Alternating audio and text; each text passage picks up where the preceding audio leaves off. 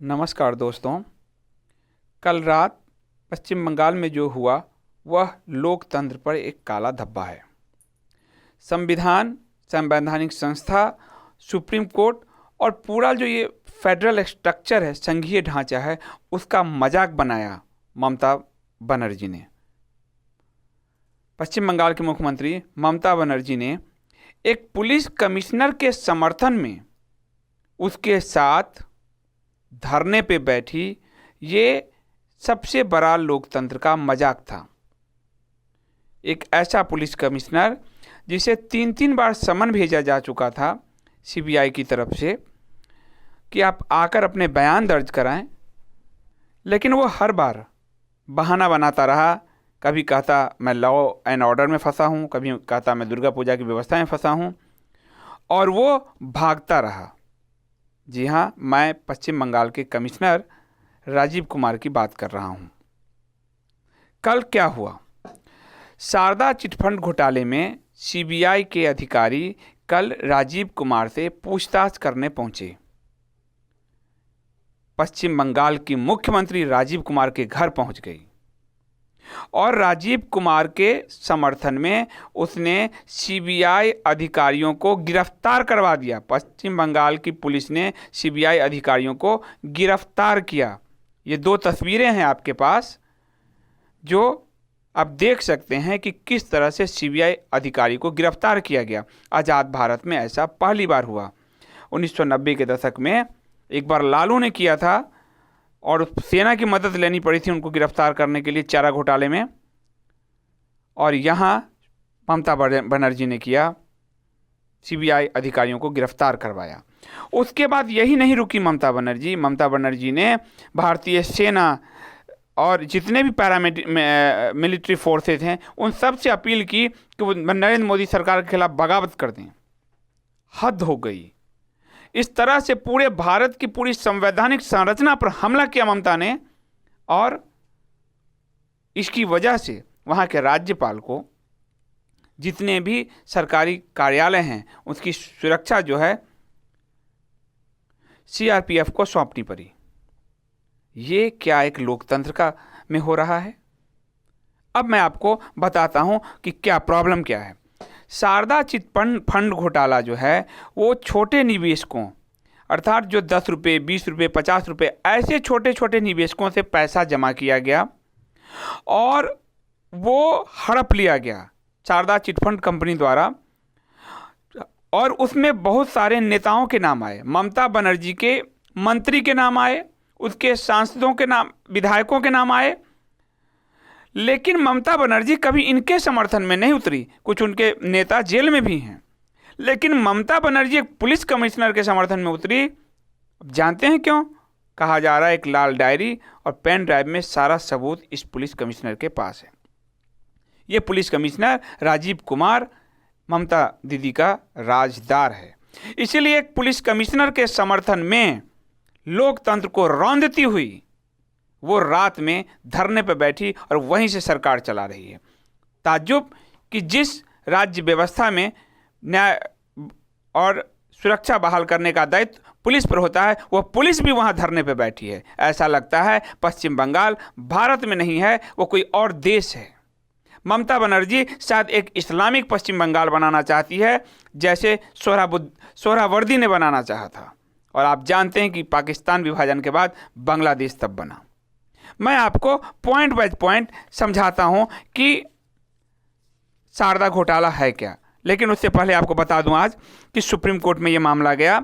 Chief justice of India Ranjan Gogoi ने खुद इसे सुना और उन्होंने सीबीआई को कहा कि आप कल इस पे पूरी सुनवाई होगी, आप सबूत लेकर आइए, और अगर इस अधिकारी राजीव कुमार के खिलाफ सबूत है तो इसको परिणाम भुगतना होगा, उसे पछताना होगा। एक पुलिस कमिश्नर संविधान से ऊपर नहीं है। आपको और पता है, चुनाव आयोग ने भी इस पुलिस कमिश्नर की शिकायत कर रखी है। चुनाव आयोग में जब चुनाव हुए पंचायत के और इन सब के, ममता बनर्जी का कैडर बनकर इसने बूथ लुटवाए हैं। इसने राजीव कुमार पर यह भी आरोप है कि इसने पूरे कानून व्यवस्था को ध्वस्त किया और वो तृणमूल का कैडर बन के वहाँ काम कर रहा है। आप इस चीज़ को समझिए। पूरा खेल है क्या, आपको मैं बताता हूं कि करीब करीब 4,000 करोड़ का ये मामला है। कहीं 40,000 करोड़ एनडीटीवी बता रहा था, कहीं 4,000 करोड़ बता रहा था, पर हजारों करोड़ का ये मामला है। पश्चिम बंगाल, उड़ीसा, आसाम के करीब छोटे छोटे 10 लाख लोगों से पैसे उगाहे गए। ये लालच दिया गया कि आपको आपके निवेश का 34 गुना रिटर्न किया जाएगा। एक तो जनता लालच में फंसी, 34 गुना कोई कैसे रिटर्न करेगा, लेकिन फंसी। 34 गुना रिटर्न के नाम पर उस कंपनी ने पैसे उगाए और वो लेके फरार हो गई। इतना ही नहीं, उसके बाद ये जांच शुरू हुआ। जांच में कांग्रेस के एक एमएलए थे अब्दुल मन्नान ने ये मामला सुप्रीम कोर्ट में ले गए और कहा कि सीबीआई इसकी जांच करे। 9 मई 2014 में सुप्रीम कोर्ट ने सीबीआई को इसकी जांच करने का निर्देश दिया। सीबीआई सुप्रीम कोर्ट की निगरानी में जांच कर रही है, मोदी सरकार के कहने पर नहीं। जो राहुल गांधी चिल्ला रहे हैं, जो अरविंद केजरीवाल चिल्ला रहे हैं, जो अखिलेश यादव चिल्ला रहे हैं, जो मायावती चिल्ला रही है, जो ममता बनर्जी चिल्ला रही है, जो चंद्रबाबू नायडू चिल्ला रहे हैं, ये सब जनता से झूठ बोल रहे हैं कि मोदी सरकार सीबीआई से का दुरुपयोग कर रही है। असल में सुप्रीम कोर्ट के निर्देश पर सीबीआई ये जांच कर रही है। और 2014 का 8 मई का एक ट्वीट है, आप देखेंगे कांग्रेस का ट्वीट, ये अभी आपको स्क्रीन पर दिखेगा, जिसमें कांग्रेस खुद कह रही है कि 20 लाख लोगों से, कांग्रेस कह रही है 20 लाख लोगों से शारदा में लूट हुआ।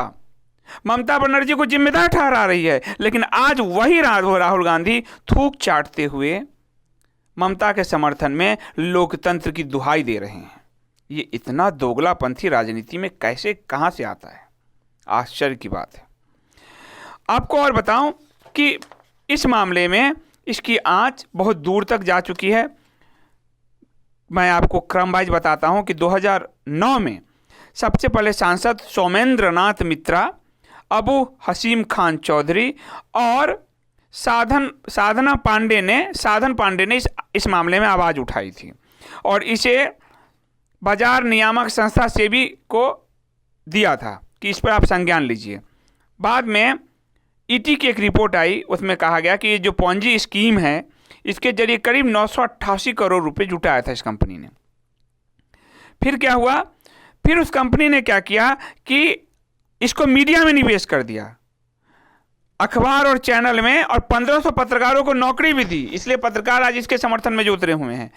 चिटफंड का पैसा मीडिया में निवेश किया गया।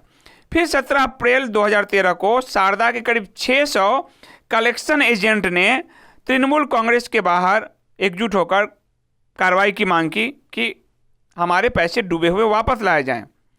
एक हफ्ते बाद ही सेबी ने शारदा ग्रुप के और पैसे जुटाने पर रोक लगा दी कि हम तुम और पैसे नहीं जुटाओगे, आप जांच में आ चुके हो, और सुदीप्तो सेन और देवजानी मुखर्जी को गिरफ्तार किया।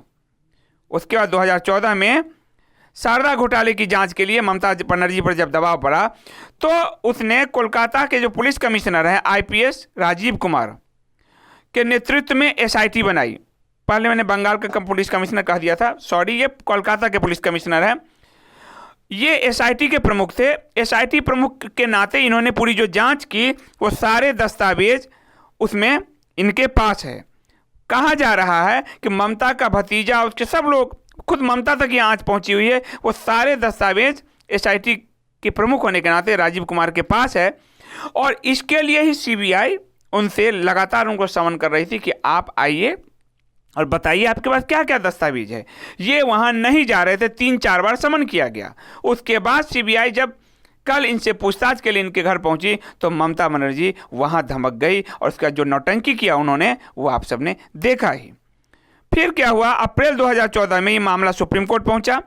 कोर्ट ने सीबीआई को पूरे पूर्वी भारत में जो शारदा समेत जितने भी पॉन्जी स्कीम है उन सब का जांच सौंपा सुप्रीम कोर्ट ने अप्रैल 2014 में।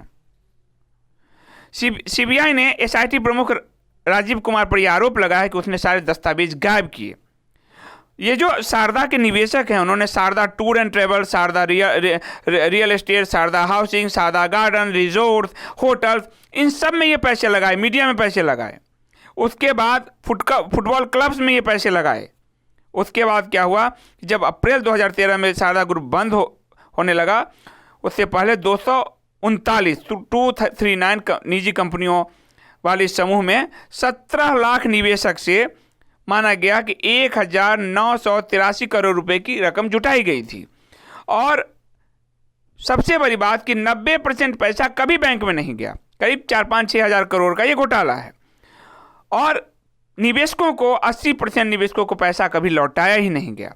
इस मामले में तृणमूल का जो सांसद हैं फिल्म स्टार मिथुन चक्रवर्ती से भी पूछताछ हो चुकी है 8 घंटे तक, और मिथुन चक्रवर्ती ने 1,19,00,000 रुपये जो है उन्होंने लौटाए, क्योंकि वो शारदा के समूह के ब्रांड एम्बेसडर थे।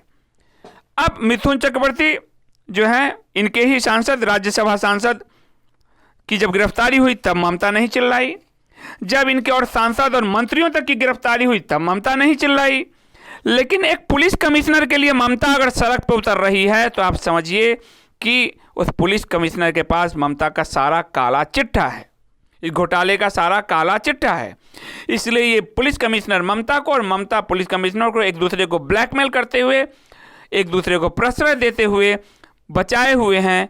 जब सुप्रीम कोर्ट के निर्देश पर सीबीआई कार्रवाई के लिए गई, तब इन दोनों ने सीबीआई के अधिकारियों को ही गिरफ्तार कर लिया, धरने पे बैठकर नौटंकी किया और कहीं सेव द डेमोक्रेसी, लोकतंत्र बचाइए, लोकतंत्र बचाइए। लोकतंत्र जब 10 साल,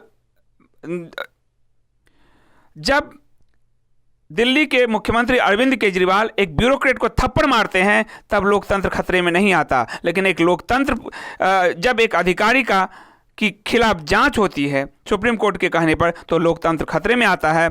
और इसी बहाने जितने चोर, भ्रष्टाचारी हैं, लुटेरे हैं, देश को लूटा है, वो सब अपने एक गठबंधन में आकर मोदी सरकार के खिलाफ खड़े हो गए हैं।